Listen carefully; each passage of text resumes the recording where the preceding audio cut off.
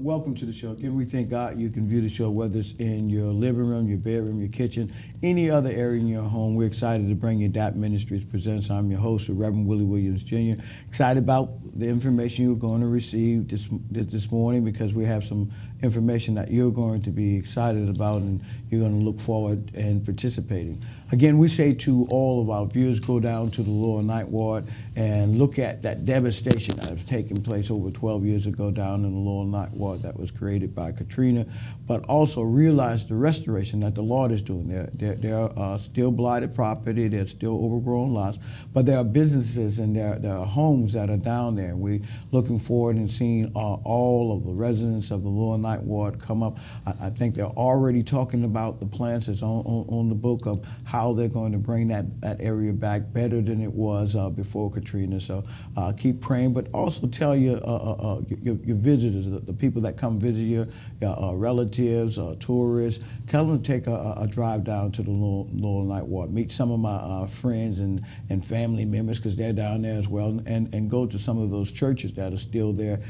Some of them are operating, but some are trying to get back up and running. Again, we want to thank God for our co-host. He does a great job. He could not be with us this morning, but he does a good job in getting guests to come to our show and tell us the wealth of information that they have for us. We're going to have one segment, and on the second segment we have another guest. But I'm pleased to have as the guest gospel artist Cynthia Dixon. She's going to come and tell us about what's taking place in the month of November. So she's here early, but guess what? You don't have to be late and being a participant in it's a gospel festival. I know you're going to enjoy it, because Cynthia is a person that really, she has a history of been singing for the Lord. Cynthia, is always a pleasure just to have new guests on the show, and so I had an opportunity to meet with you, and I tell you, you're an outstanding person. Tell us about, there's a gospel fest coming, right? Or what really is, it's a concert that you're putting on. Yes, and sir. Some of the people that are in this concert, I know some of them. I know some of them, and I'm familiar with the gift that they have and the gift of singing and the talent that the Lord has given them. But tell us more about Cynthia Dixon, because a lot of people don't know about you. Well, Cynthia Dixon is, in this day, an ordained elder. Okay. And I am also a gospel artist, and I've been a gospel artist much, much longer than I've been an ordained elder. Okay. Yes, sir. I've been singing for quite some time. I think in a conversation you and I had, I said to you that I've been singing since, some would say knee-high to a duck. At that point, at that time, I was, I had to stand on a chair, because the microphones were mounted to the podium, and they were really tall. Really up there. Yes, yeah. yes. And I was put on a chair just so that I could project into the microphone. So it's been quite some time. Okay. Yes, now, sir. I think you have a history of, well, let's talk about this gospel concert. Talk about that and the venue where it's going to be held at, and I'll talk a little bit about your history a little bit more. Okay. So give us that date, give us the location, and if you have a contact phone number, if you have a website, give us all that information. Okay, yes, sir.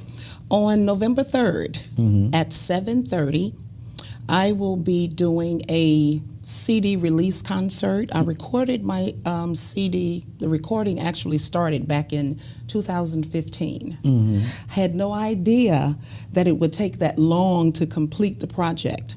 But I released it on my birthday in 15. And it's been out since then. And I've not really done a lot with it. Sometimes when I'm asked to sing, I go out to sing. I do some of the music from the project, but I've not done anything more than that with it. I did do a release in Dallas, and that was very successful, and I'm expecting the same success or greater success for my release here in New Orleans. On November 3rd, we will be at New Home Family Worship Center in New Orleans East, and that address is 13800 Hain Boulevard. Some of the guests that I have coming are Josh Kegler and Harmonistic Crusade Praise, and Joy Love, and a liturgical dance group called Chosen Vessels 3D. And of course, I will be rendering some of the music from my project. Now, what time is that for? What time is it? We're going to start at 7:30, and the doors will open at 6:30 because, we want good seats. Yeah, it's best to come to church early if you want good seats. Yes, when I was growing up, they used to say all the time that the fire was at the front. For the fire people, the people that want to be in the fire, be early. Get there early so you can get in the front and get that fire. I'll tell you one thing about being, in any entertainment venue, unless it's for probably the circus, maybe it's not good to be in the front row. But in most cases, it is the best place. Maybe when you go to a Harlem Globetrotters, it's not too good to be on the front row too, because they do all the antics and stuff like that. And you might get wet, or you might get confetti on you. Confetti is no problem, but getting wet, it's like I didn't prepare for this. What about a phone number that people can contact you? For more information concerning the concert, I can be reached at 504-603-6405, or you can go to my website at CKD, or send an email to, CKDmusicgroup@gmail.com. Okay, so tell us a little bit about some, besides this release that's really, it's already out there. Anything else you've been doing in the past that we might know about, or some artists, gospel artists you've been working with? I have a plethora of artists that I've worked with, and I owe that to the church that I was a member of in Dallas. I spent some years in Dallas, and the church that I was a member of then, they had a conference every year called Rhema, the Rhema Conference. And they would bring in gospel recording artists from all across the country. And of course, I've had the opportunity to share the stage with many, many, many of them. Donnie McClurkin, CeCe Winans. I think your bio said the late Darryl Coley. Yes. Yeah, I want to talk to you about that. Yes, sir. How was that? Darryl Coley, oh my God, he was phenomenal. Phenomenal. Very good spirited person. A lot of gospel artists, we have somehow or another created this stigma that we are arrogant, untouchable, and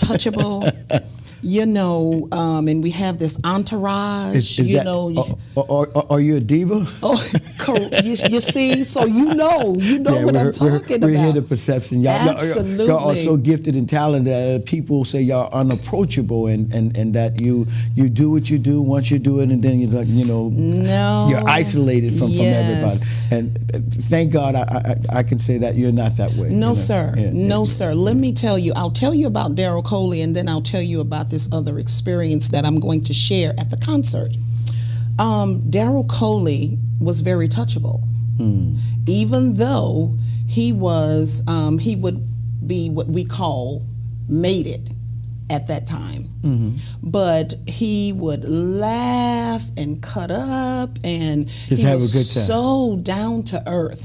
And the bishop of that fellowship, he was a stickler with having all of our guests armored like very closely, and so I can remember one time Darryl Coley was on stage, and he got up to go to the restroom, And the person they had assigned to him got up to move with him, and he was like, "Sit down. I'm just going to the bathroom. I don't need you to go with me." He very, very, very down to earth person.